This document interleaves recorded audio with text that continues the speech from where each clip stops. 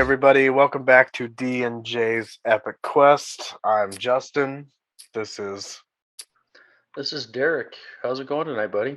not too shabby. What about yourself? It's going good. Not like you said, not going too shabby. Pretty good. Glad it's Friday. Yeah, yeah, thank God it's Friday, right? Yep. And thank you to all of our listeners out there. I know that we haven't released our episode on par as we normally do, and that's just simply to some changes in my schedule. So thank you for bearing with us. We will get this next episode out to you shortly. Yeah, it's just life. It's not any one, I don't know. There's no blame or anything like that. It's just we do what we got to do. We do what we got to do is right. Lots of interesting stuff in this chapter, no? Yeah. Yeah, definitely. I think we'll have some good stuff to talk about tonight. So I'm excited for it. Before we get started with the chapter, though, I would like to I guess, mention a couple things. Um, I guess first, maybe we can get our obligatory Wheel of Time reference in here out at the beginning. Um, but Avienda was cast today for season 2 of Wheel of Time, so that's pretty exciting. I know I sent you that on Twitter, and I'm pretty excited to see her take the screen. I don't remember her first name. Ayulo, I think Ayulo Smart. I've not seen anything with her in it that I know of. Um, but when I saw that, I was like, damn, like, yeah, again, I think they just nailed the casting on that. So I'm just excited to see the second season come out. I would 100% agree with that. When you sent me that, I got as giddy as a schoolgirl. Yeah, it's just exciting to see. I get the impression that the people behind the show really care, and as a fan, that's exciting. And everything I saw regarding her was really super positive. And then I read a comment where somebody said that they're just not about all the negative feedback. People were bitching about her, that she was race swapped, and I'm like, what? I have not seen any of this. And then, like the rest of the night, that was all I saw, and it's to me, it's just a bunch of bullshit. Um, I'm sure she's going to be a great actor again, not knowing any of her work, but I mean, I see all these actors and I can get behind all of them. Like, okay, like, yeah, this is what I was thinking. So I'm like, again, just really excited for it. They were angry because because the race didn't like match their envision. Like that's bullshit. That's stupid. Absolutely stupid. Yeah, it's really stupid. I, So I I don't understand why people make such a big deal about it. Like they had the same reaction with Nynaeve because it yeah, was a black actress, and everybody is imagining Nynaeve as this white chick. and I commented on somebody's post. I mean, I admit, when I first started reading those books, I just kind of pictured everybody as white because I mean we grew up in at the time a predominantly white town, a predominantly white school. I just didn't really know any better, but I certainly wasn't butthurt about it when they cast Nynaeve, and just the attitude she portrays on the show. I'm like, okay, like yeah, so this is definitely Nynaeve. It's just like I don't know why people get so worked up about stupid stuff like that. The actors nailed that role. Like I like now when I'm reading, like when I eventually go back and reread the Wheel of Time, I am going to be putting those actresses' faces to the words that I'm reading. And Oh, for sure, for you sure. know, And even I think the one I can like Perrin, like when they first released who Perrin was, I'm like, God damn, like that is Perrin to a T. Like I didn't know it, but that's Perrin. And yeah, I don't know. I don't know why somebody would be upset over such a minute detail as to how the person physically looks. Because they're racist motherfuckers and they don't want to admit it. I don't even know what to say. Just she's gonna be great. I mean, the show, yeah. I mean, it's deviated from the books, sure, and even that, I mean, I can get behind. It's not the same. It's a TV show. They're gonna have to make changes. So Right, they're not going to be able to include everything. I mean, even if they were to do it like line for line, I mean, have you ever seen the other attempt at the Wheel of Time series? yeah, the I Winter mean, Dragon. right, yes, thank you. That's what it was called.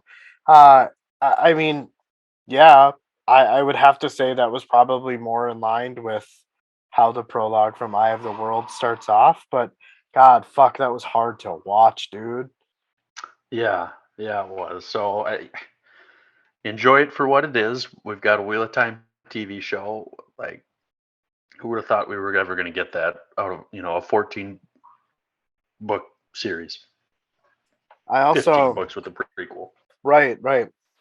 I wonder how they would. Well, I suppose they're probably integrating some of New Spring into season one potentially. I don't. Yeah, I don't know how they would go back and do that book. Yeah, maybe they won't really include much, I guess, but I know that some of the characters have been included. But I mean, I also know that Avienda wasn't introduced until um, you know pretty decently into the Dragon Reborn, the third book. So we know that the second season's going to cover book two and some parts of book three. So That's what I would imagine. But yeah, speaking of TV shows, a little upset about this because, from what I understand, Netflix's animation studio got shut down. But from what I heard or from what I read is that they were gonna revamp the Redwall series into a show. I I had not heard that. So I was a little disappointed to read that because it doesn't sound like that's gonna come to fruition. But I totally in my downness at work today, totally looked up the Redwall movie and started watching it. On YouTube. Yep, Yeah, I've watched a couple episodes on there too, semi recently. it's good shit. It follows the book pretty closely. Yeah. Yeah. I guess the other maybe kind of random things I would throw in. This is our first episode that we're recording. I've got a computer now, so I don't think I'll sound like shit anymore. I'm excited for that. And we are up to 60 Twitter followers now. So thank you everybody for following along, hanging out. Fuck yeah, dude. 60? Weren't we we 60. were at the last episode we were near 50, weren't we? Yep. Hey, we're So I've been climbing the ranks. trying to be engaging and uh, put us out there. You're doing a much better job. Instagram, we still only have 9 followers. I've never used Instagram, so it's all right. No, it's okay. I feel like it was when the internet first became like a widespread phenomena. I was definitely a late adapter when it came to the internet because it was one of those things where it's just like, cool, this thing exists, but what do I do with it? You know? It was like finding your dad's porno for the first time. Except a lot more of it. Right, right. So, uh, I guess I just associate that with Instagram. I'm like, cool, I can see pictures.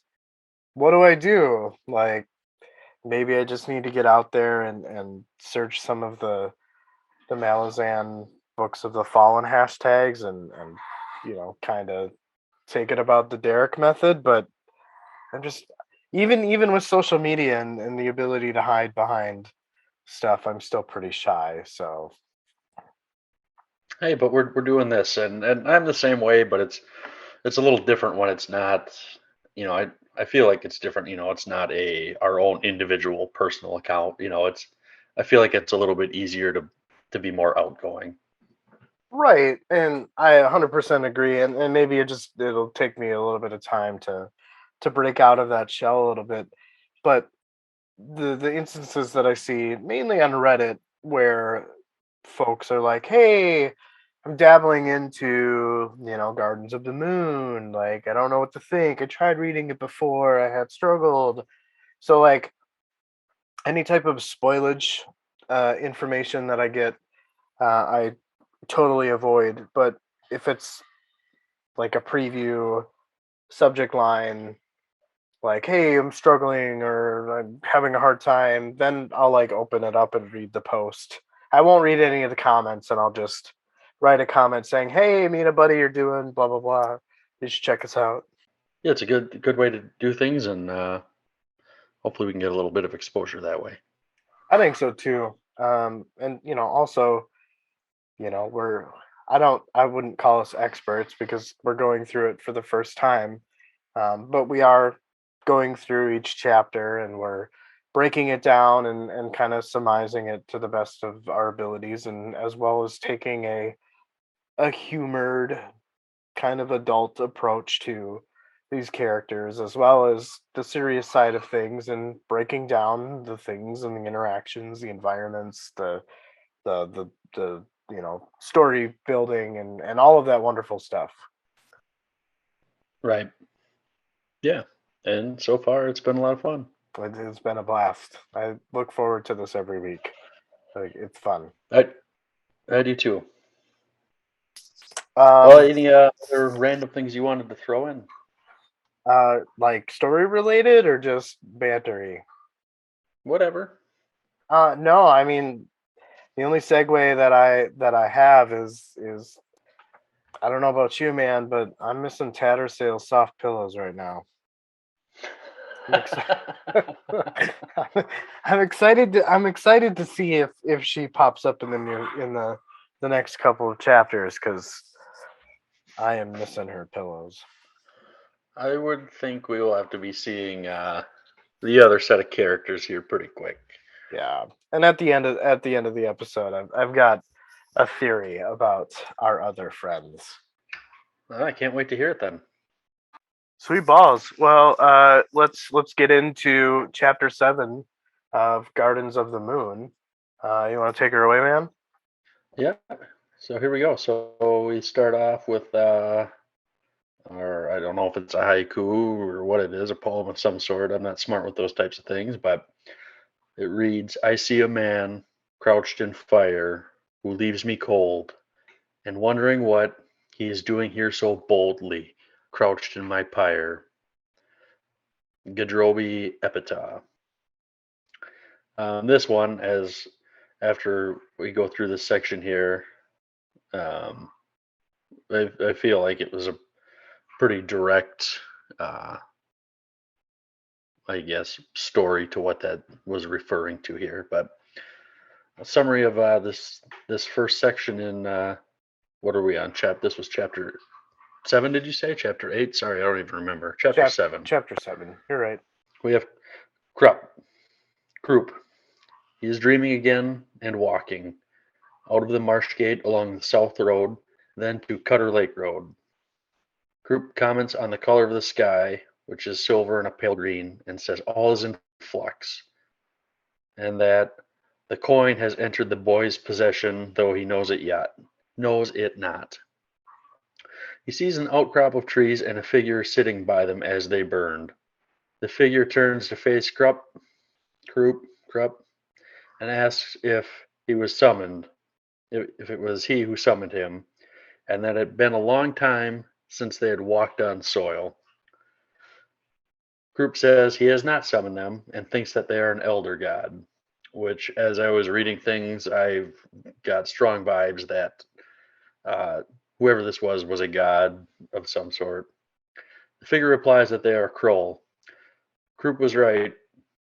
Kroll says blood has been spilled in the city on stone once holy in his name, but blood is not enough. He waits for the one who will be awakened, someone known from long ago. Krupp asks what they brought him. Kroll says an ancient fire that will give him warmth in times of need. Find the Tilan IMS who will lead the women. They are the, quote, awakeners, and that he must go prepared for a battle that he will lose. Krupp thinks Kroll is being used, and they respond that it is possible, but child gods have underestimated Kroll before. He will lose the battle, but he will not die. Kroll tells Krupp to play on every god falls to a mortal's hand. That is the only end to immortality. Krupp thinks this is very wise advice and takes it to heart, as he thinks it is a great truth told to him. Krupp watches the fire. It did not consume the trees and did not burn dim, and that made him shiver. Talking to no one, Krupp says, in the hands of a child this night, Krupp is truly alone in the world. So the whole burning trees things, I like as I was reading that, I just thought of like immediately just the story from the Bible and Moses finding the burning bush. I don't really remember much of it, yeah, what that represented or anything. Um, but that was just like kind of the picture I got in my head canon.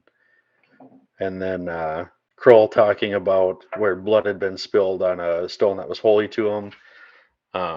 Was it last chapter where we had somebody?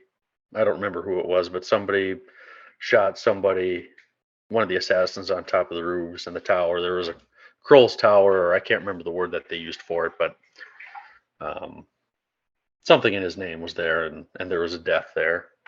Yes, the assassin. I'm forgetting his name, but the one that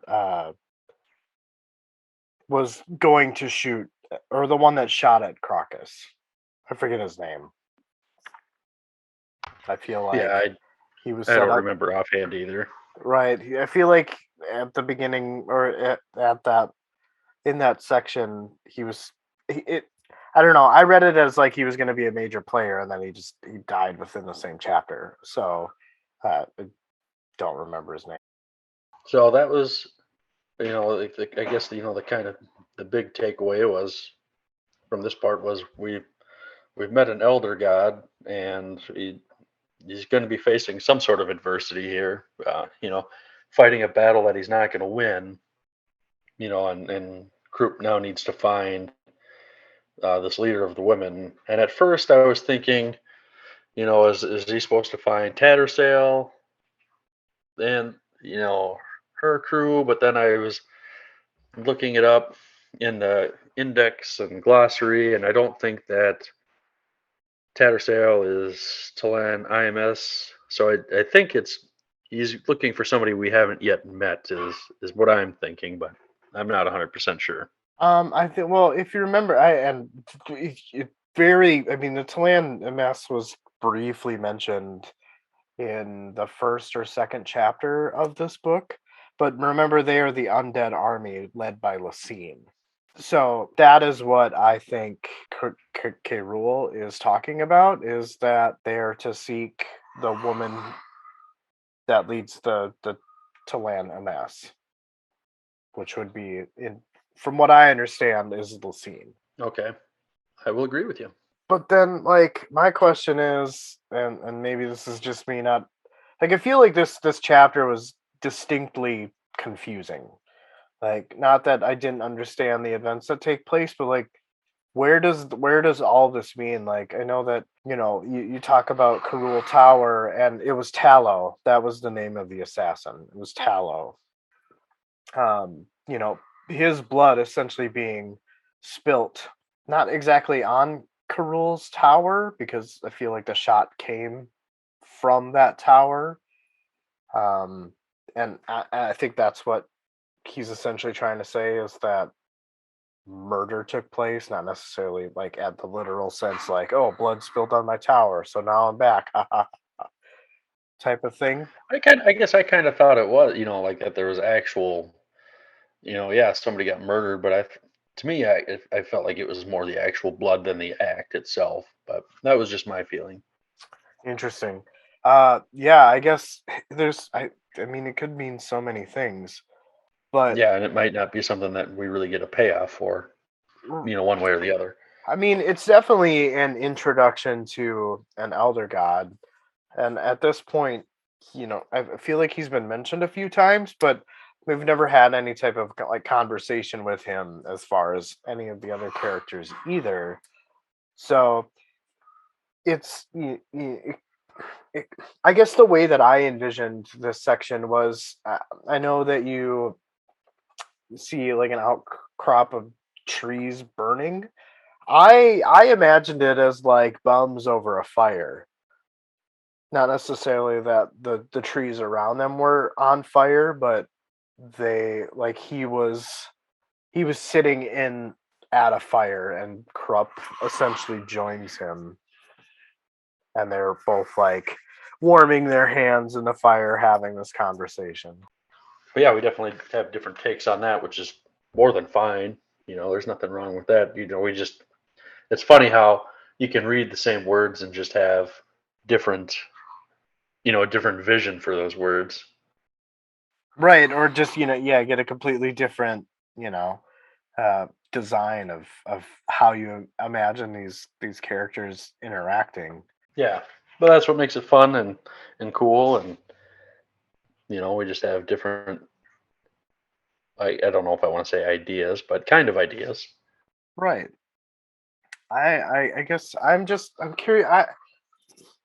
I guess what I'm kind of dumbfounded at is like, what exactly is bringing this elder god into the fold, and not even like this is any type of reality. This is a dream that Krupp is having, which I know that he's got essentially prophecies rolling around in his head.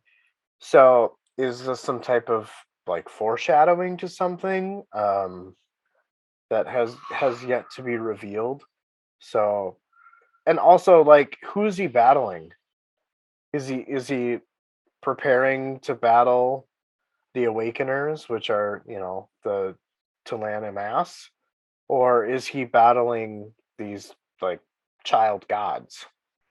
Yeah, I don't know. I didn't really get a good grasp on that yet, but I'm sure that's something that will expose itself here before too long. Yeah, I definitely think that the intention of the section is to throw another, you know, mix into the equation problem, so to speak. Right. But also that like the would at the end when Krupp is talking to himself and where he's saying like this night Krupp is truly alone in the world. I don't understand that either.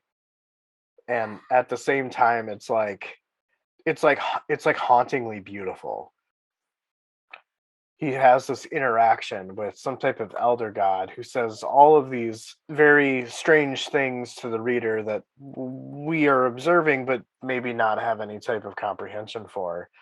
Krupp seems to kind of, I guess, disagree. You disagree with me. Kind of has this understanding of what it is that Karula is after. Yeah, he seems to kind of have some idea. Yeah, I guess we'll just have to read and find out. Just like anything else here, Yeah, that's right. huh? But yeah, I thought it was cool being introduced to an elder god. So like as we're getting more familiar with this book, uh, some of the the things that we have speculated on in episodes past, it is cool to kind of see come true. Yeah, for sure. What do you say? Should we move on to section two? Do you have anything else that we can add to that? I do not have anything else to add. No, let's take off here. In this next section, we are met with our circle breaker. He is meandering towards the docks of Darujhistan after being relieved of his duties at the Barbican Gate. Dawn is near approaching, and the wind from across Lake Azure smelled of rain to come, even though the waning night sky above was filled with stars. As the circle breaker nears the water, memories of his childhood revolve in his mind.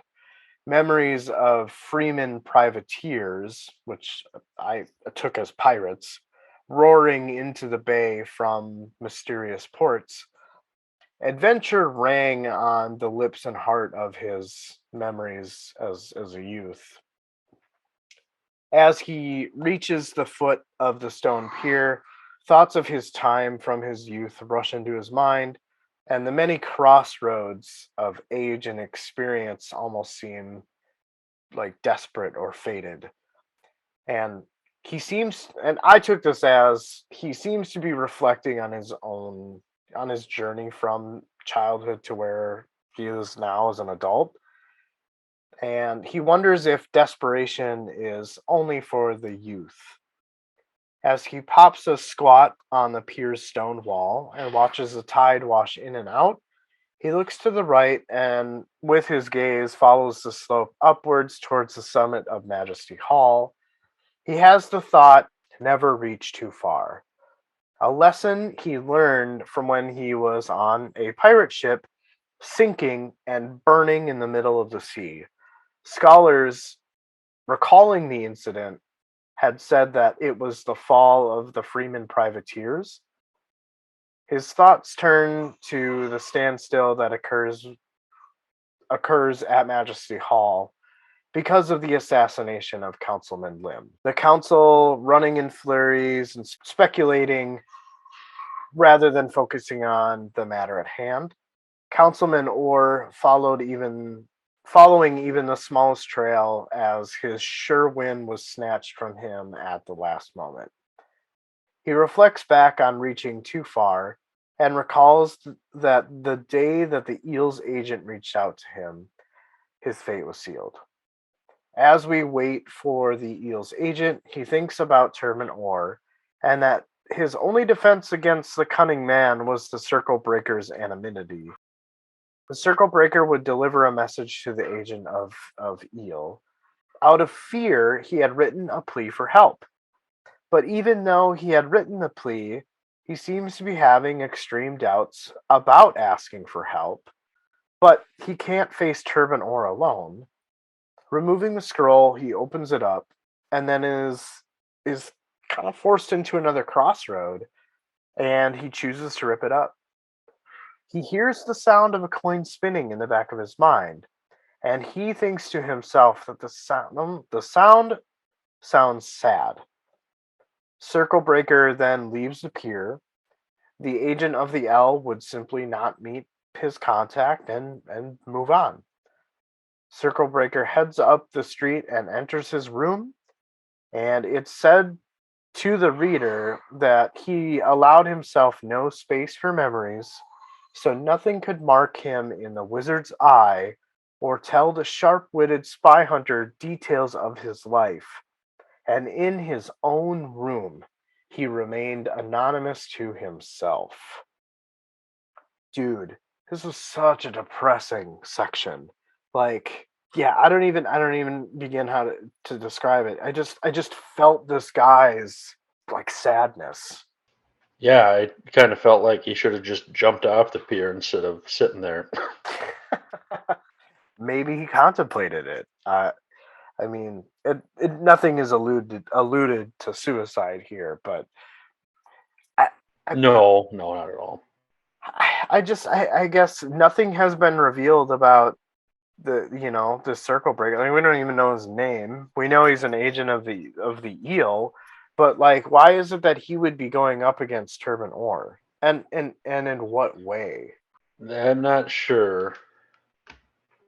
Yeah, I mean, it could be somebody that's close to a Turban or, another council member maybe. Yeah, I don't remember. I know we had kind of some description in a chapter or two before about the circle breaker, but I'd have to go back and read that again. I don't remember a whole lot about it. a description as far as like his appearance. Well, yeah, because he was walking along the wall or whatever, and Yeah, he was I my don't. strange addictioning the gate. Yeah, I've got this really sneaky suspicion that whenever Circle Breaker is revealed to the reader, that we're gonna be like, oh my God, we're fucking dumb. Like I have this feeling that it's going to be like right, like we should have seen it coming. That it's it's Krupp or it's Call, or it's one of these other characters that we've been introduced to, and we're just not at this point putting the pieces together. But yeah, I could be wrong too. I don't think it's corrupt because, well, we'll get there. We'll get to that eventually here later on. Right. Yes. But I thought it was interesting when when it's revealed that Councilman Orr was following even the smallest trails, rather than focusing on the matter at hand. Um, for some reason, Orr is convinced that spies had infiltrated him, so he has essentially, like, trying to track down a ghost is what I'm taking that as. But Well, I'm sure he was pissed. He had his, he was so careful to plan things. He had his majority, and then it got fucked up. right, and when you think so, I probably dove way deeper than this had to be, but the win is said to be snatched from him, right? So that would mean that Opan doesn't want neutrality with Malazan and Darujhistan, or they never would have interfered, right? Like, But yeah, I think that makes sense. because Opan interfered with Rallick, as he was about to shoot Lady Scimitar, and giving him a new plan in a matter of a breath, right? And thus he takes out Councilman Lim, who we know was. I mean, it's not directly said, but I'm taking it that Councilman Lim was in favor of neutrality, and with his vote, that would have been the way that it was going to go. Was that Darujhistan was going to, uh, not necessarily make peace with Malazan, but essentially be neutral. Peacefully give up the city. Yes, beautifully. Yes, 100%. Yeah, I think that's a pretty good assumption. I think you're right on that. He probably was, in favor of it, and that's why Orr is so pissed off because he lost, one of the guys. Probably had to do some work to strong arm him to his, the side that he wanted him to vote for, and now it went for naught. Right. So it's I'm liking all of this that's being introduced, and again, the author isn't being super direct with it. You kind of have to, like, put the pieces together. But um I don't know if you caught this, but one thing that I found interesting about this section was that the spinning sound of the coin isn't something that, we're new to, but any type of emotion is new. Like, I can't recall any type of emotion, but in the section here, the circle breaker associates the sound with sadness. But, like the sound of a spinning coin sounds sad. Like, I don't think we've had that before. Yeah, I don't. I think you're right. Yeah, most of the time, well, the last few times I can think of it is, when somebody's been, in pursuit, basically, and it's the other few times I can think of, when or several of the few times when we've heard the coin, it's saved somebody's life.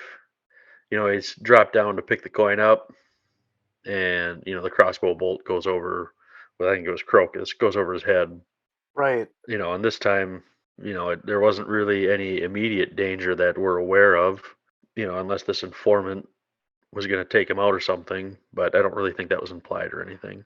Maybe, but also this could be like some type of intervention, or, um, I mean, sad, right? So at this point, he has ripped up the letter that he has written to the L about asking for help.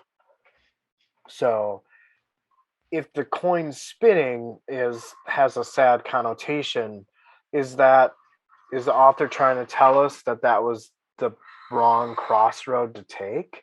It's possible. I guess, and also, is the coin spinning a direct interruption from Opan? Like any character that we have any type of coin spinning, are they involved in whatever plot is happening? I mean, I feel like there's a game that is definitely starting to unravel here.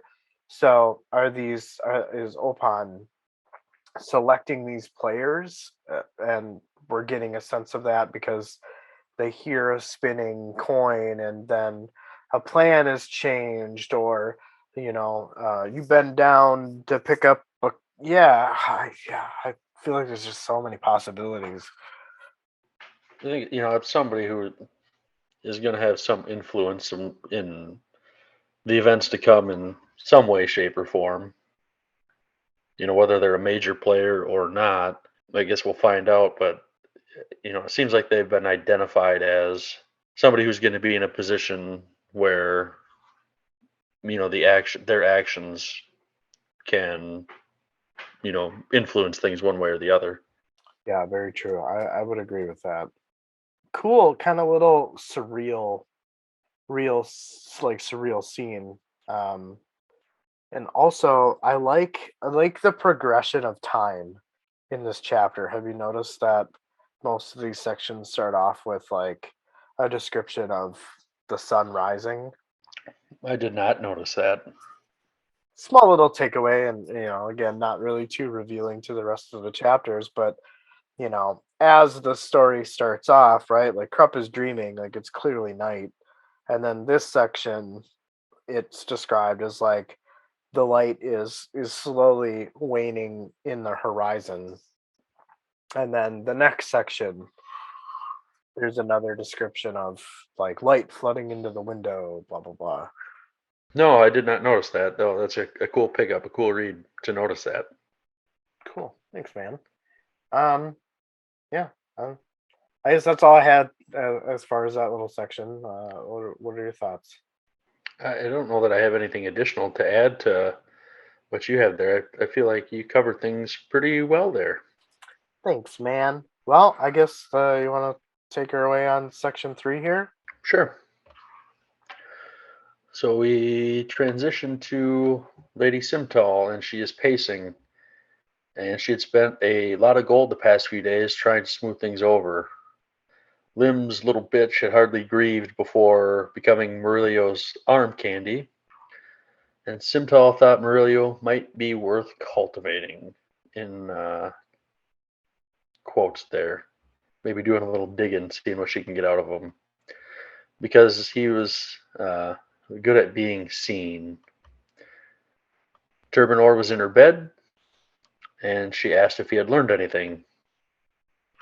He says there's no way to know where the poison bolt came from, and what assassin uses poison anyways? Vorkin has them using magic, so everything else is essentially obsolete.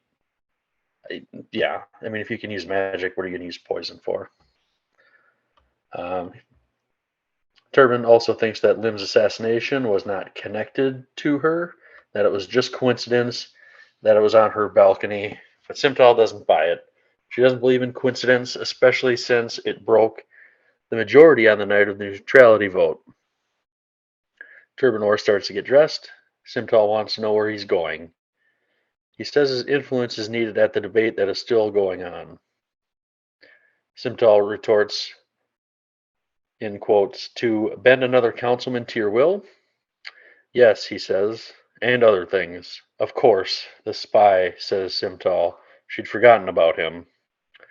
Or thinks that the neutrality vote will pass in the next few days, at the most. And Simtal thinks that he is just power hungry to become a Malazan High Fist, and he will do anything to anyone to get there.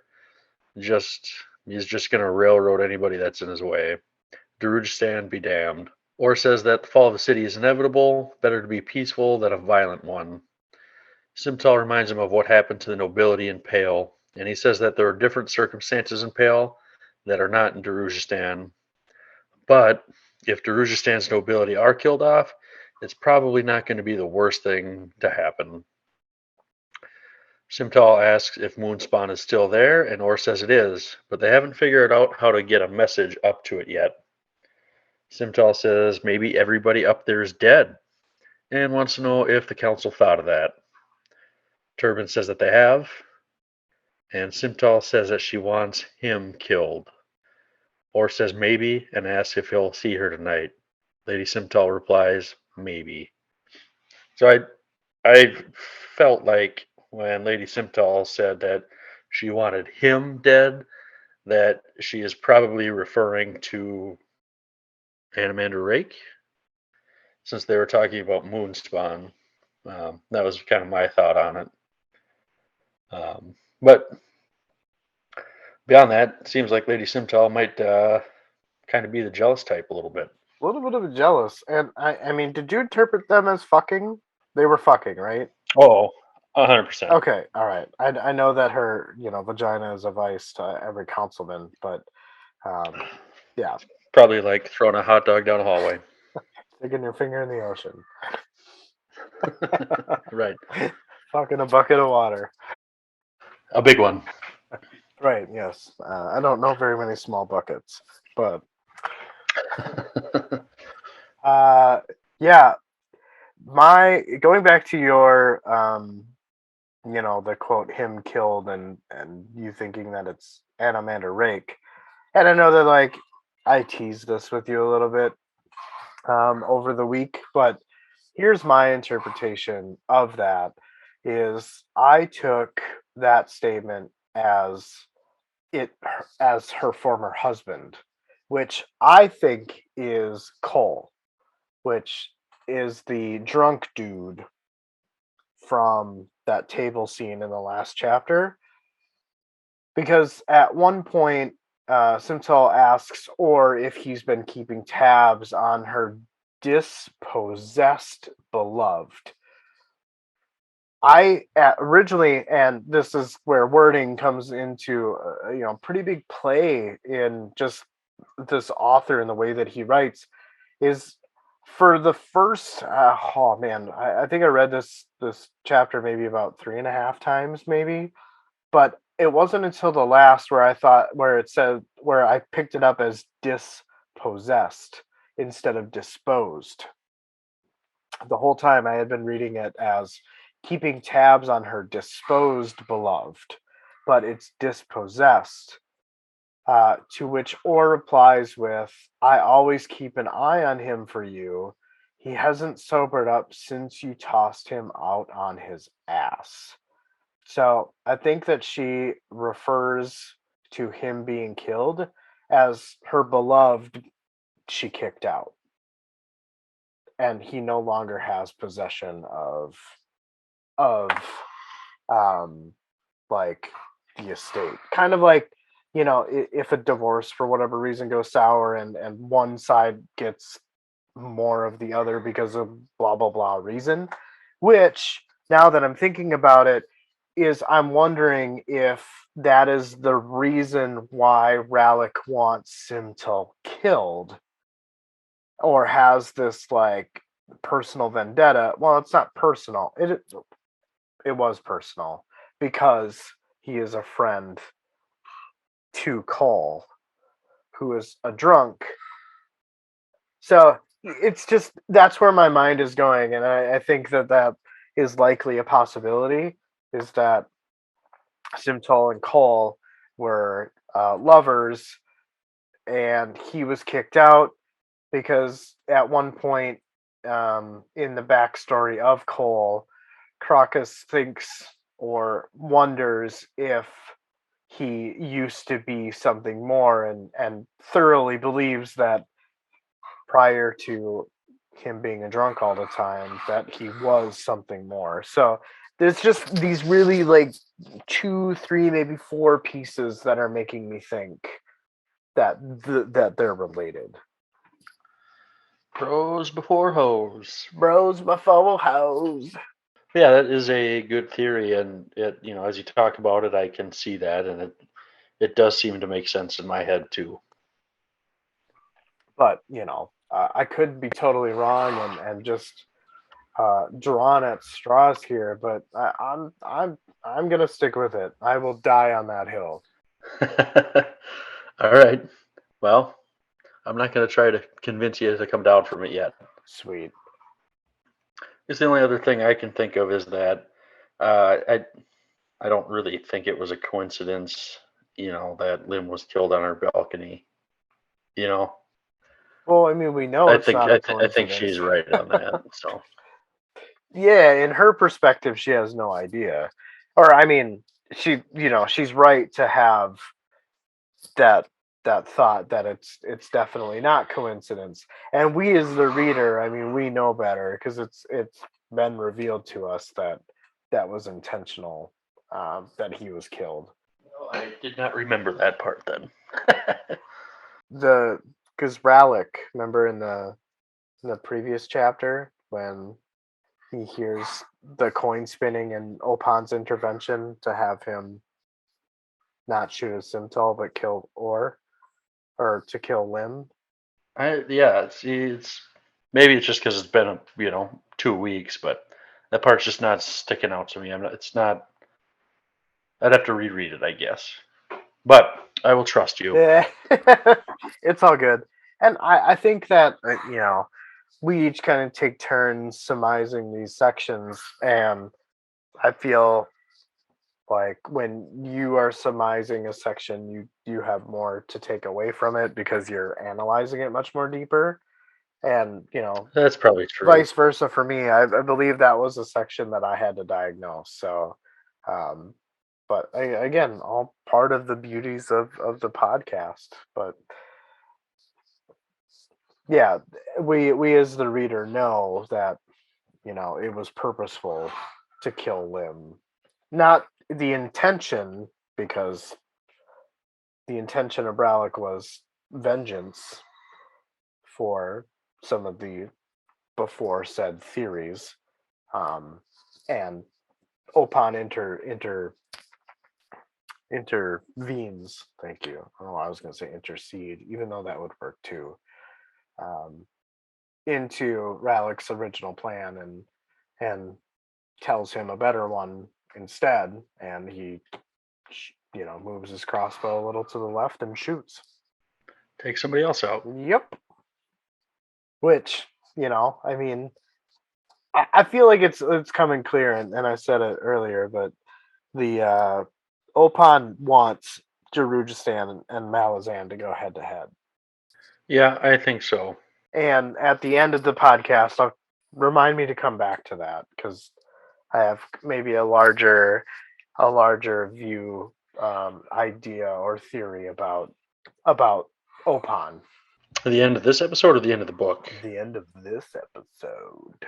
Okay, good. Yeah, I was gonna say I don't know if I can remember that for that long. Well, I'm gonna make sure that you do. That'd be asking a lot. Okay, I won't. Ready for yours? Let's do her. Take it away. Murillo is sipping wine, leaning on a railing, overlooking the street, and says the line, "The details are sketchy." We, the reader, are then informed of some type of ornately painted carriages passing through the street. Murillo makes the statement that the bitch Fander's being carted out. Taking a seat, smiling at his companion, he raises his glass, toasting the coming of Getterone's fete. The woman across from him then smiles back and asks him about the sketchy details. Murillo replies that Simtel's version said that Councilman Lim was there to accept an invitation personally, as their house was for sure to be invited. The woman across from Murillo asks him if he got one, to which he simply responds with no. This causes a moment of silence between the two, and we are transposed to Murillo's thoughts. Um, and he could never guess or pace, much rather track the woman's thoughts, especially when it dealt with sex, to which Murillo plays his best game. Yeah. His gaze at this point has moved back towards the streets, finally resting on a figure standing in a doorway opposite of him. none other than Rallick Nom, smiles and then walks up the street. Murillo thinks that Rallick is being an idiot as he is dressed and moves to that of a killer. Murillo finds it odd that Rallick, whose subtlety is rather terrible, but yet Rallick could concoct a genius scheme such as this. The silence is broken as the woman asks if Murillo would like to attend. Murillo gives her the warmest of smiles and inquires as to how large the Lady Simtal's estate is, to which the woman says that the estate has many rooms. Murillo was picking up what the woman was putting down, and this is actually what Rallick's plan centered around. Although he has his reserves of being an adulterer, he doesn't want to square up to her husband in a duel. He responds to the woman that he wishes for her to accompany him, not as a claim against her husband's. The woman agrees, of course, and asks how many invites he will need. Murillo replies with two, because for their rabbit fucking to take place, he would need to bring a companion to avoid suspicion. They both depart as the conversation is ended. Before leaving, Murillo bows and says, "Until the evening, Lady Orr." Yeah. Yeah. Murillo's about ready to get down. Going down to Bone Town. Going down. I've never heard that before. That's great. I Uh, just kind of made it up. I think it's cool that how subtly he is introducing some other, I guess, goddesses. Like Fander, according to the glossary in the back, is the wolf goddess of winter. Fete is some type of festival or party, and Getteron is the uh, goddess of spring and renewal or something like that.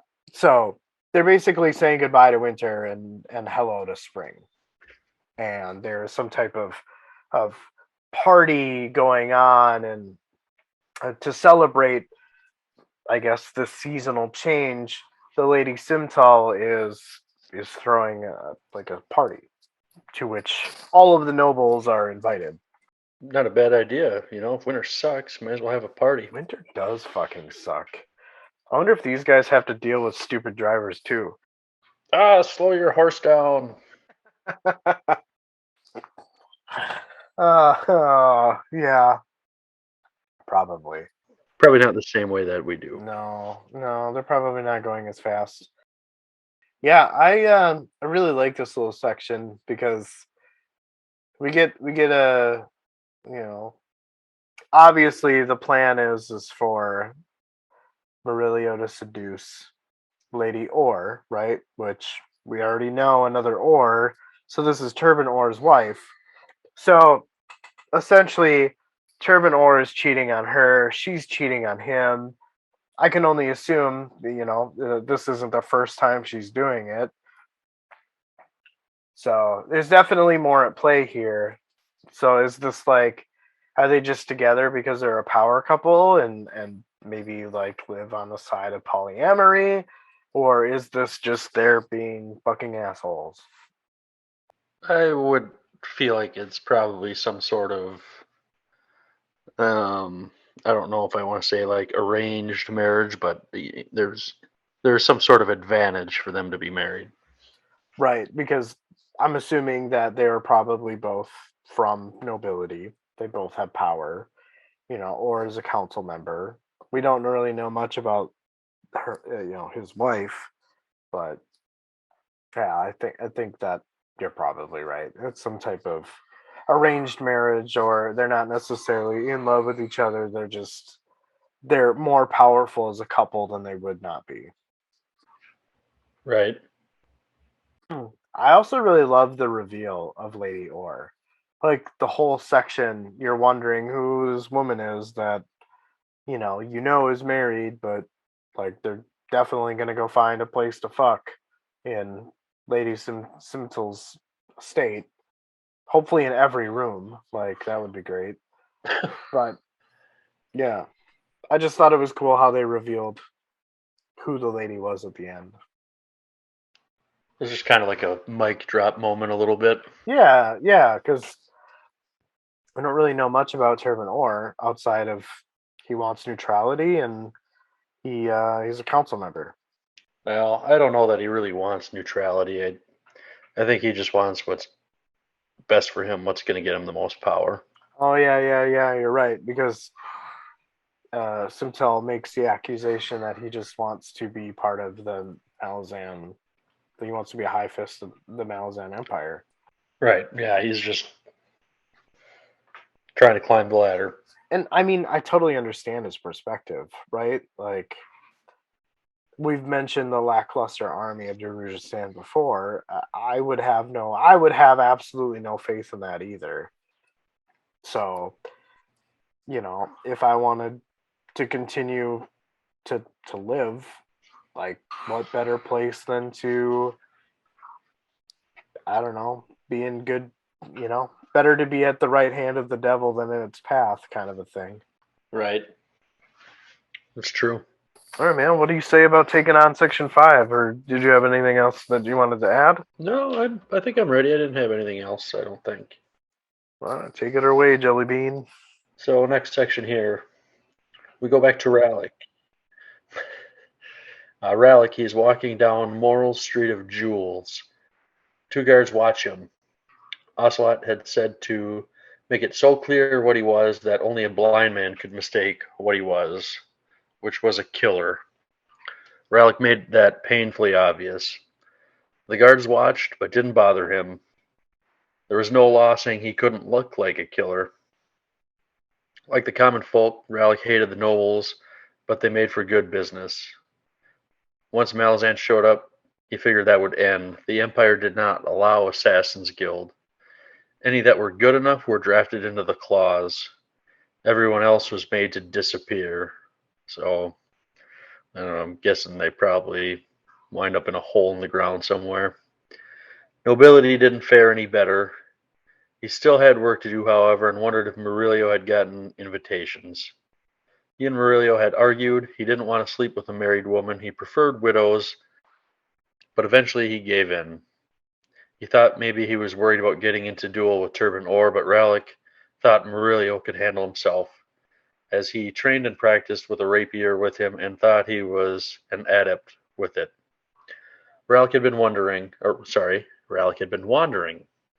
He saw a familiar face, then looked around and realized where he had wandered to, and then he looked back to the familiar person on the other side of the street. I feel like this was a nice little pass through section. I didn't really have a ton. I didn't actually have anything to dissect, from this. The only question I have is like, I know that they capitalized adept, so I mean, I don't I don't know if that's like some type of status or ranking potentially. Yeah, I think it must be some sort of like ranking. Okay, I'm just gonna go with that then. And then I mean, who do you think this familiar person was that he saw on the other side of the street? I think it must be Murillo. I think it's Crocus. And I mean, I guess it's not really any big reveal, but in the next section, the section following that, um, Rallick and Crocus have I wouldn't say a confrontation, but more of like an unexpected meeting together. The only reason I thought maybe Murillo is because in your last section, Murillo was saying how obvious it is he's a killer. So I was kind of thinking maybe, this is occupying the same time. It's just from Rallick's perspective instead of Murillo's. I didn't even think of that. I didn't even think of that. But I guess what made me think that it was Crocus and not Murillo, the way that you're saying it, is in the scene with Lady Orr and Murillo. Um, Rallick Nam kind of like smiles and acknowledges Murillo on the balcony across the street, and then walks away essentially. That's true. But I definitely see where you're going with that because it totally could be like him walking up to where Murillo and Lady Ora are having this drink, right? I think it's possible, Yeah. But but I wouldn't rule out your idea either, though. I guess just that's where I feel like that's, to me personally, the obvious. And as we read section 6, we can kind of come back to that too. Sure. Well, if you're ready for section 6, I think I am as well. Wonderful. Crocus is walking along Lakefront Street shortly before the third tiered wall. Crocus is deep in thought about his journey to thievery, something he shares with his uncle, a mockery of the councilman in Majesty Hall, and the struggle to obey and respect authority. These elements led him to a life of thievery, but a side of it he never acknowledged before was the pure invasion of privacy. For days and nights, visions of the naked woman lying in the bed returned to him, despoiling her most precious possession, her privacy. With his thoughts still lingering on his regrets for what he'd done, he continues to walk up the charms of Anise Street, passing through the gate to the third tiered wall. He eventually sees Turban Orr's estate. Passing by the guards at the estate, he finds a door to an alleyway. Opening the door, he enters and gets halfway into the alley when a hand covers his mouth, and he feels a dagger pressed up against his side.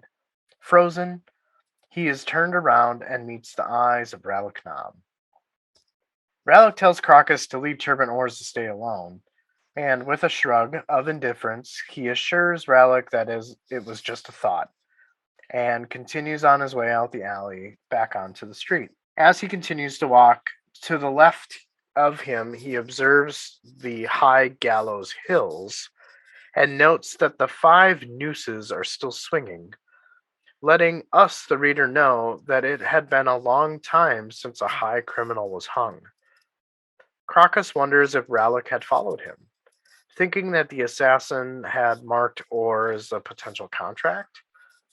Crocus wonders who could have offered such a contract without, or thinking without a doubt that it was probably a fellow noble. As he continues on, he puts his hands in his pockets and feels a coin. He pulls it out and recalls the events of picking up this said coin as a crossbow bolt zipped by his head.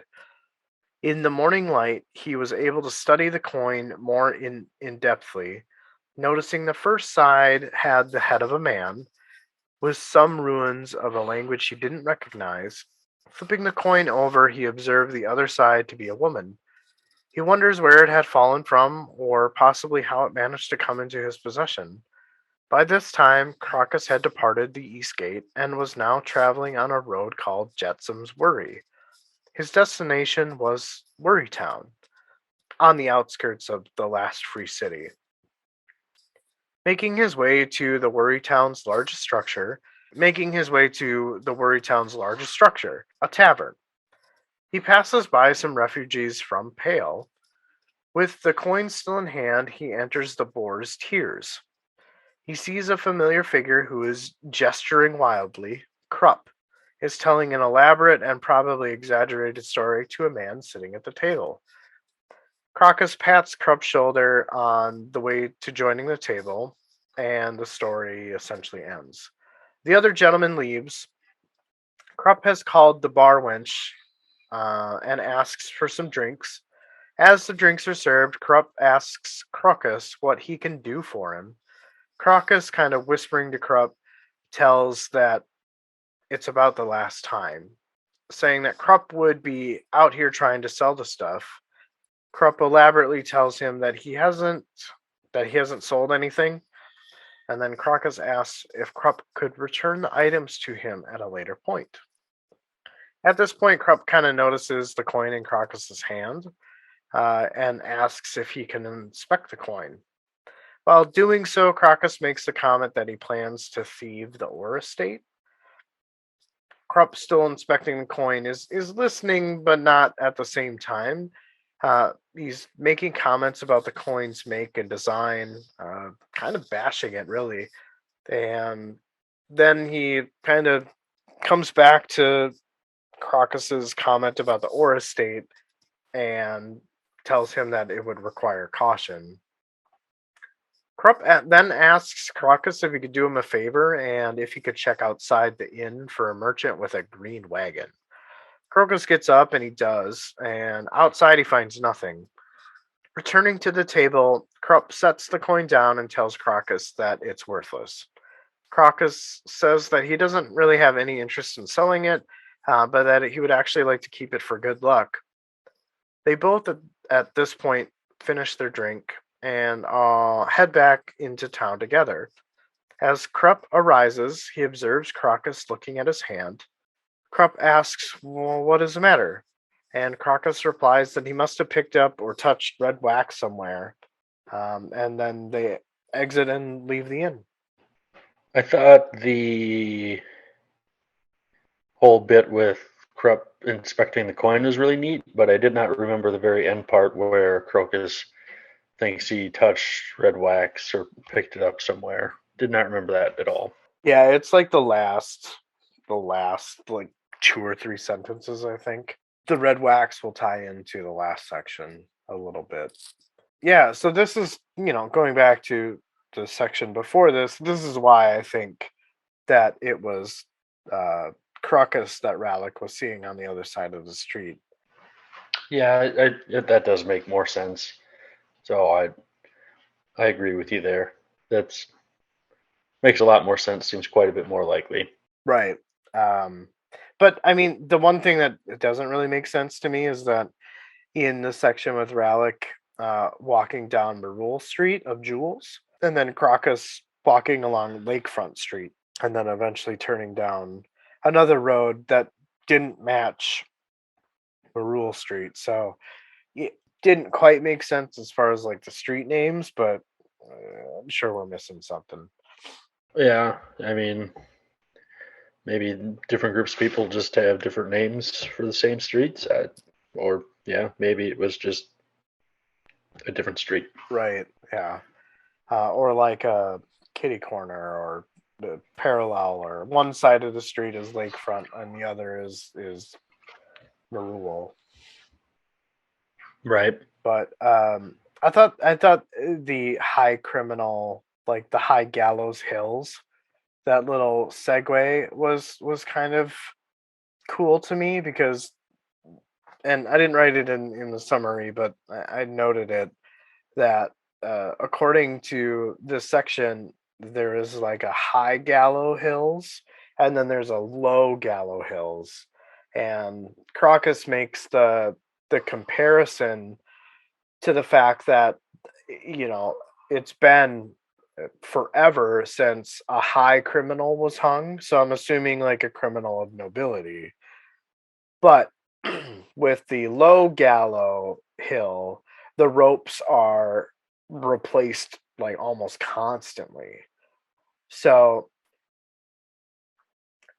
I don't know. Yeah, it was like every like 4 or 5 days or something like that. Right, which tells me that either one or two things are happening. That the nobility, which I'm assuming is what is the high Gallows Hills, he's also kind of perusing around like the the noble district, right? Because he's passing by Turban Orr's place. So is the nobility not committing any crimes, or are they just not holding each other accountable? Whereas in the lower Yeah, district, you know, who gives a shit, right? Like, you're poor, you committed a crime, too fucking bad, you're dead. yeah, I'm sure the nobility are committing crimes. They can just pay their way out of it. Right. So I don't know. I just thought that was a really cool way to add in like some tension. And I know that Crocus himself is pretty like anti-nobility. Um, so because he earlier in the section has thoughts about how him and his uncle kind of mock the councilmen at Majesty Hall. Funny how that works. The rich make the rules most of the time, huh? Yes, I completely agree. As fucked up as that is. It is. I also thought it was funny Again, going back to the interaction with this man that Krupp is telling some elaborate story about, uh, as Crocus interrupts uh, Krupp from this elaborate story. Crocus in a moment of humility is like, "Oh, I'm sorry, I didn't mean to like interrupt," and the guy is like, "No, no, that's okay. I'm fucking out of here." I gotta get gone. Like, no, I'm gonna take this and didn't take this moment and get the fuck out. I gotta seize opportunities. Yes, exactly. Um, but yeah, I section seems to be again. There's I feel like there's a lot of coin in this chapter. There's a lot of sections that have something to do with a coin. Yeah, it seems kind of streaky though sometimes, doesn't it? It seems like we get a lot of it, and then we might go a little while without hearing anything about it. Yeah, that's very true. I know this was a little bit of a longer section, but what do you say? You want to move on to section 7? Sure. This, I think, along with the very first section, and then this, I think, are probably my favorite parts of this chapter. Yeah, this was I liked it. This was my favorite We section are too. at White Gold's Round, which circles an abandoned tower. Shops lined the streets around the grounds, around the tower. It was known as Hinter's Tower, and it was known for stories of death and madness. Towards dusk, when people thinned out, Murillo entered the round. Security was tighter this time of day. He approached a merchant's table and asked if this is Crute of Taliant's shop. It was. He asked if there had been any customers, to which Crute said one, and he had bought a Golis gem. Extremely rare and dangerous to get. 100 slaves lost for each gem pried out from the mine. Crute takes Murillo out back as he does not keep them in the shop. There's a hole in the wall, and Crute tells him to hurry up and to tell Rallick the guild is not happy with him sharing their secrets. He crawled through a dark tunnel and arrives at a door. He calls out for Rallick, who responds from behind that he is late. Before Rallick is done speaking, Murillo has his rapier drawn. Rallick compliments his reflexes, and Murillo puts his weapon away. Murillo says he thought he would find him in the tower, and Rallick is like, "The fuck, dude? It's not it. Are you crazy?" Murillo says he thought those were just stories to keep people away. Rallick says that some nights you can walk up to the gates and hear the pleas and threats of the Wraith crowded at the door wanting out. A madman named Hinter is rumored to sleep inside. The Wraith straps dares Murillo to enter the tower and find out firsthand where the Wraiths come from. He thanks Rallick for the warning as he was close to entering the tower. Murillo says he has 2 invitations to Lady Simtal's fete. I'm not sure how to say that word, but and Rallick asks if he's seen Croup. Croup's nose twitch. Murillo says he doesn't think Croup suspects that they are up to anything. Murillo says that Croup's memory is, quote, revised hourly, and all that holds him together is fear of being discovered. Rallick comments that Croup is slippery. They leave so Croup can close up shop. Murillo looks back to see if he can see any wraiths, but all he sees is darkness, and that emptiness scares him more than seeing any wraiths that might have been there. So I think personally that Murillo's quote, it gives us the identity of the eel, and I think that it is Croup, saying that he's just afraid of being discovered and around slippery. Like, I don't know. I think you think of an eel as like slimy. They're going to be slippery. They're in and out of things, people's business, that type of thing. So that's what I think. I think Croup is the eel. And I mean, whenever you see him, like, he's checking out that coin, saying it's worthless, this and that, and maybe the coin doesn't have much monetary value, but I don't think that it's a worthless coin. I think it's actually quite valuable. Though we may not know its exact use yet. Yeah, I know that you had brought this up uh, prior to the podcast and in some of our conversations, and I think that you had finished the chapter before I got to it. So when I read that too, this is what I thought you were talking about when you were making your association with Krupp and uh, the eel. I liked your little slippery like an eel too. Yeah, Like I mean, yeah, it's a yeah, the animal is I from what I understand, it's like mud, like muddy eel, slippery.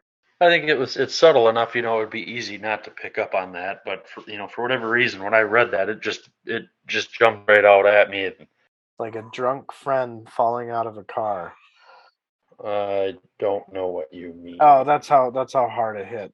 Oh, okay. Damn, I for sure that one was gonna land. Oh well. No, I've never done that before. Never been so drunk you've just fell out of a car. No. Not even while like you're getting in or out. I kind of stumbled out once to puke, but Did you I like the lore and like the world building that takes place in this chapter. What did you think about it? yeah, I thought it was really cool. Like with the tower, is it just a ghost story or is there some truth to it? Well, from what I remember from But nobody's brave enough to go in there and find out for sure. right. Yeah, from what I remember though, the in the glossary, it is a sorcerer. Hinter's tower belonged to some like mad sorcerer or something like that.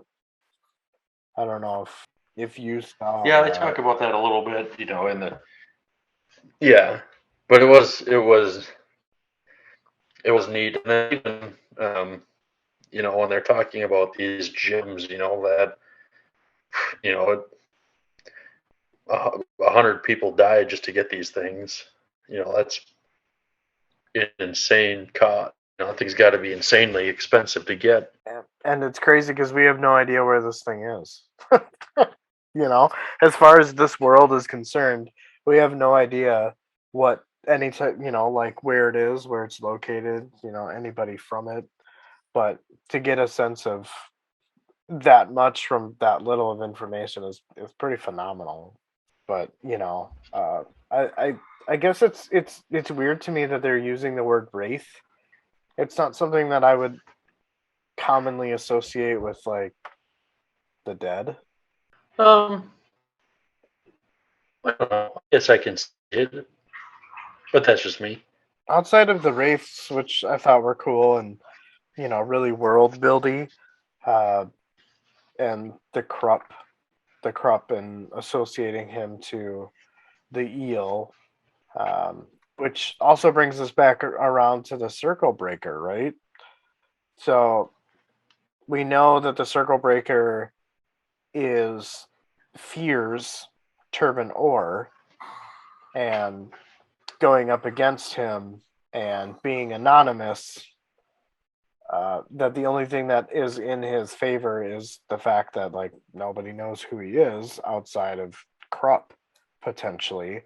But why is it that he would not ask Krupp for help? Are we maybe only seeing a side of Krupp that just kind of seems stupid and obnoxious, but maybe he's a fucking asshole?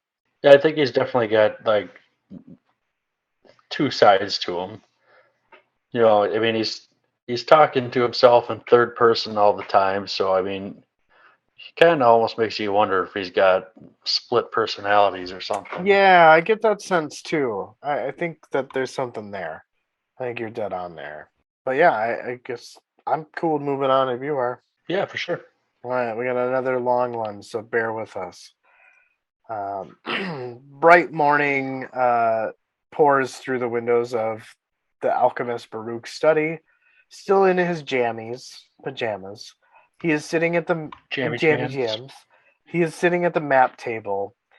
He had been painting a wash of watered down red paint over the map, indicating the areas now held by the Malazan Empire. Street noises became so loud, and he just essentially concludes that it must be construction outside.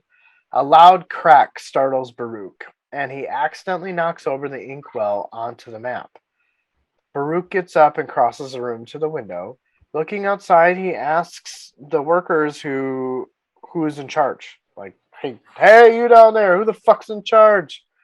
As he's doing this, a soft knock interrupts his scolding of the construction workers. Roald enters and explains to Baruch that one of his agents has arrived. Walking back to the map table, he rolls the map up, and as he's stowing away the map, this agent forcefully enters into Baruch's study. It's none other than our dear, festively plump friend Krupp. Baruch, with his back towards the window, is studying the fat man, using his handkerchief to wipe sweat from his brow. Baruch asks Krupp if he's heard anything. Krupp stumbles in his relay of information, and Baruch is like, just fucking get on with it. Krupp then blurts out about the Assassin's War on the rooftops, stating that the guild is taking heavy losses. Baruch asks about Rallick, to which Krupp says that he hasn't seen him. Baruch then asks if the Assassin War is like an internal thing or is it an external thing. Krupp just simply says that it's not an internal thing. Reflecting on the Assassin's War, Baruch notes that the guild is strong, but that of the Claw is stronger, and often the Empress will recruit from within cities' assassins' guilds.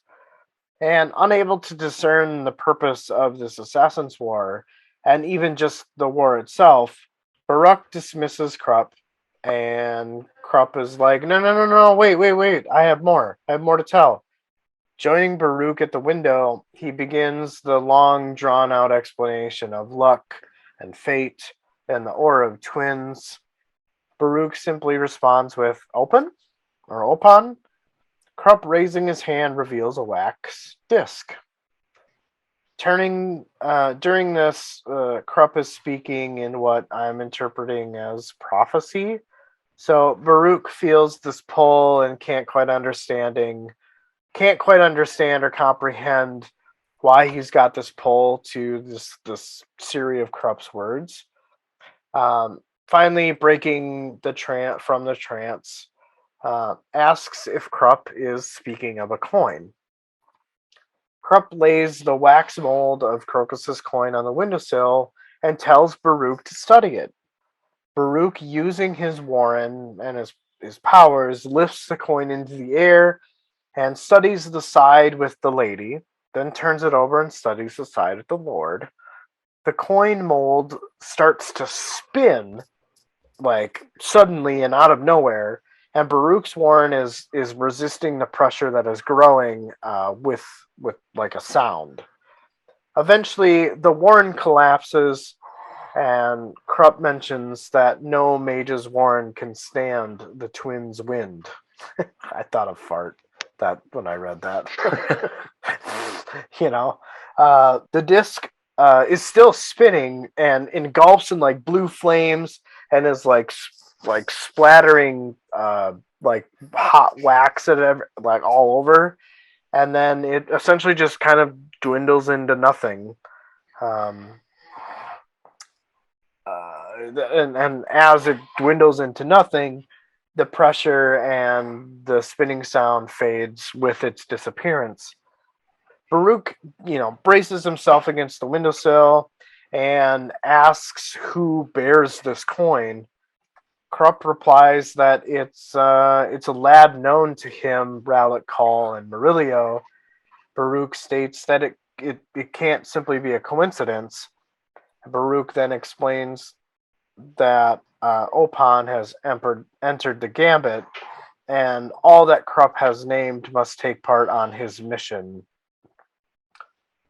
Krupp asks, "Oh, what is this mission?" Baruch replies that they need to protect the coin bearer at all costs. Krupp then reveals the name of Crocus to Baruch in a moment of empathy for Crocus. Baruch makes a remark that the name sounds familiar, to which Krupp just stares at him and says nothing. Baruch kind of ignoring the blank stare, excuses Krupp and tells him to keep him informed. Krupp then leaves, and Baruch returns to looking out the window. Having a moment to himself, he thinks that if Opan is entered the gambit, Opan has a way of ruining plans, thus unable to rely on his ability to predict or to prepare for contingencies or to work out any possibilities to seek out ones best suited for his plans. And then whispering to himself, he says, "You, the Empress, I know you are here somewhere. I'll find you with or without Open's luck." Damn. A lot happened there. Like, a lot did happen. At the beginning when the loud crack startles Baruch, I'm assuming it was, something from the construction that was happening outside. It is said that the ink covers Darujhistan and some areas to the south, and it's told in the section that Baruch is shaken by it and what he is interpreting as an omen. So I think what's happening here is a little foreshadowing, and that Darujhistan is going to fall to Malazan, because at the beginning of this section he is essentially coloring this map that he has of Genabacchus red to indicate the occupying of the Malazan Empire.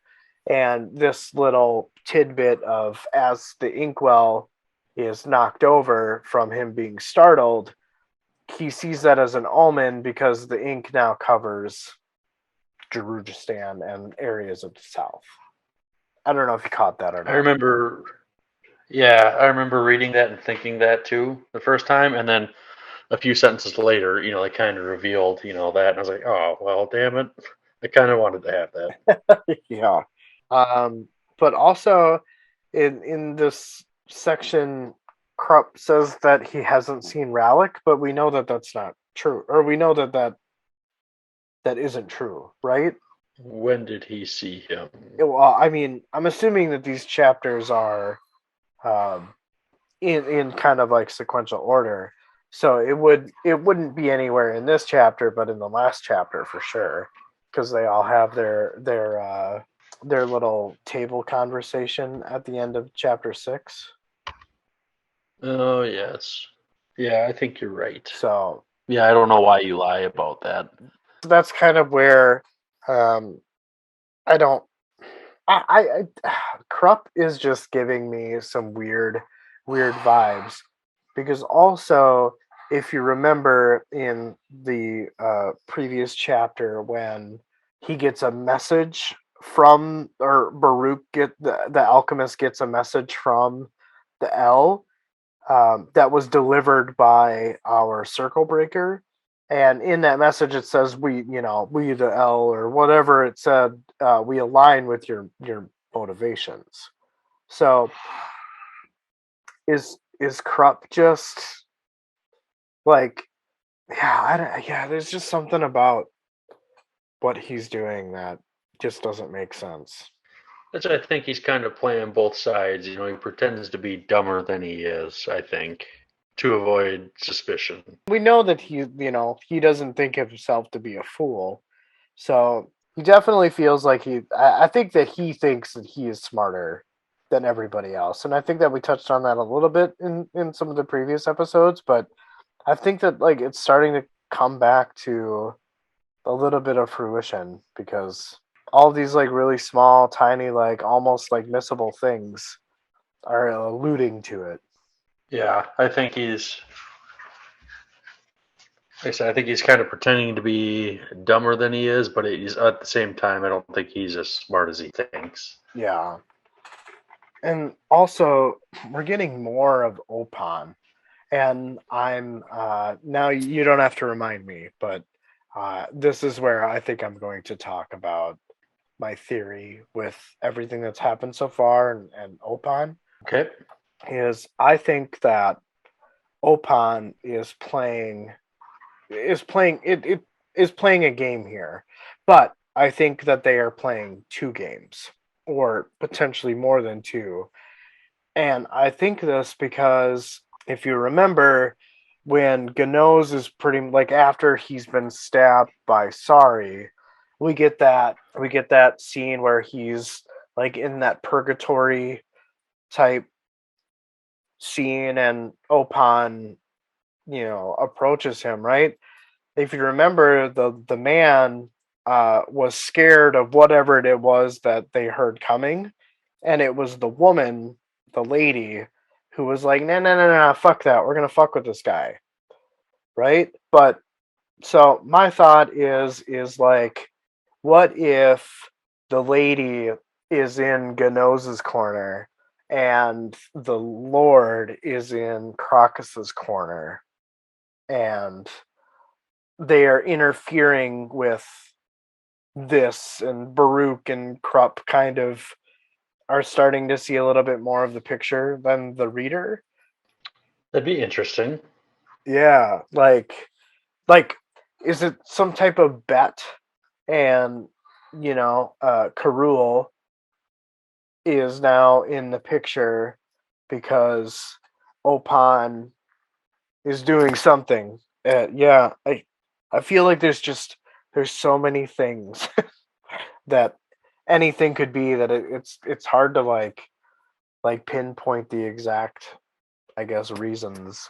But It's a good one. You're right. There's a lot going on here for sure.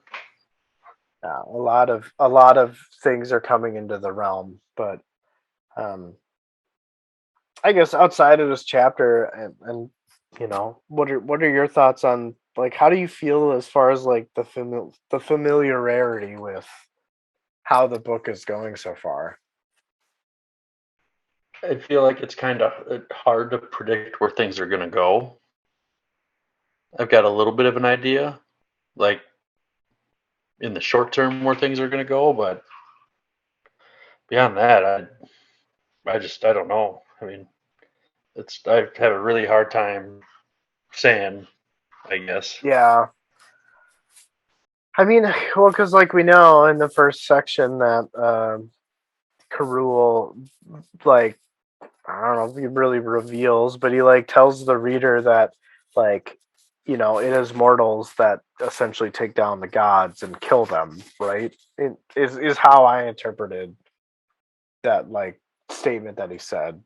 Yeah, I feel like it's a game with many players, and I feel like Tattersail and all of the bridge burners and like Gano's, they're all on the Malazan side, right? And then you've got Baruch and Crocus and Krupp and all these guys in Darujhistan that don't want Malazan even neutral, like to have any type of neutrality with them. So, and at this point, I feel like they are opposing forces. Like we've got the I don't want to say heroes and villains because I don't know who the heroes and villains really are, but that's just kind of like how I would describe this is that we've got a group that are either hero or villain, and then we've got this other group that are either hero or villain or anti-villain or whatever the case may be. And there's either going to be some type of clash or conflict with either these guys, or they come together and they both fight the gods, or yeah, I don't know, dude. But Yeah, I think it's just like you said. It's I don't really know who the heroes or villains are either. It just seems like everybody's trying to survive. Yeah, that's a great way to put it. Survive. Definitely survive. As you said, I feel like we'll probably see in some capacity um, our two groups meet up, or at least portions of them. Tattersail and that side of things, meeting up with Rallick and Crocus to some extent. I think there's got to be some crossover at some point. I think.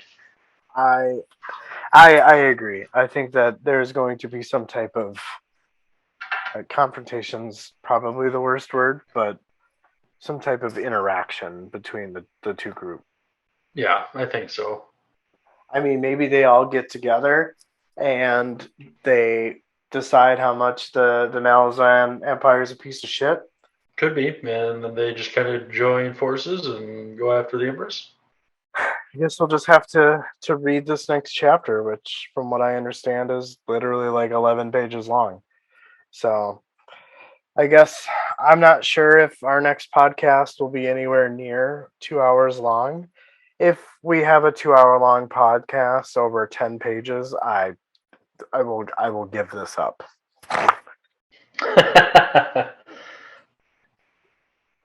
Which means we had a lot to talk about those 11, 12 pages. Yeah, right. I mean, I guess, a bunch of shit could go down, but yeah, I like this chapter. I like where the book is going. I'm having a lot of fun reading this in all of its cryptic, very cryptic ways. Yeah, what is the next sub book is called The Plan, if I I remember think it's right. called The Mission. The Mission. The Sorry, you're right. Mission. Yeah, I'm sure we've had some setup for some missions on both sides of things, so I'm sure we'll see those. Yes, yes, yeah, you're right. I totally forgot because we haven't been in the graces of soft pillows yet. So, or for a minute. It has been a minute. Has been a minute, yes. But at the same time, it feels so long ago, right? Is it, or am I just crazy? No, it seems like it's been a little bit for sure. Yeah. Well, I'm excited to read on. I mean, honestly, I'll probably knock out these 11 pages before I go to bed here because I'm not tired. I should be tired, but I'm not I will tired. probably not do that tonight. No worries. Or maybe I won't. Maybe I will go to bed. I guess I don't have anything else to add to the subbook of Darujhistan. I don't think so either. I don't think I have anything else. It was nice to get to know another set of characters. That was cool. I wasn't expecting that either. Like that first chapter of the subbook Darujhistan, I thought that it was going to kind of go back and forth between perspectives. Like I thought it was just another, you know what I'm trying to say? Like it was just another Yeah, segue from the main characters that we had already been introduced. But yeah, so that's kind of the format of these two sub books are what kind of driving my theory upon the whole villain and hero conversation we had. I can't wait to get started here with the next one and see where it takes us. Yeah, I'm excited too. Yeah, you want to tell us where our audience can interact with us? Sure. One thing that just popped into my mind here was that somebody here, not in the last week or two, had left us a rating on Apple Podcasts. They left us a 5-star rating, which is pretty awesome. Hopefully, that's well deserved for us. We'd love to see more ratings, honest ratings. I wouldn't want a 5-star rating just because it's easy. So give us an honest rating. We would love feedback too, good, bad, otherwise, just to let us know how we're doing. But you can find us now. We are available on Google Podcasts. You can find us on Spotify, and you can find us on Apple Podcasts. Don't forget Anchor.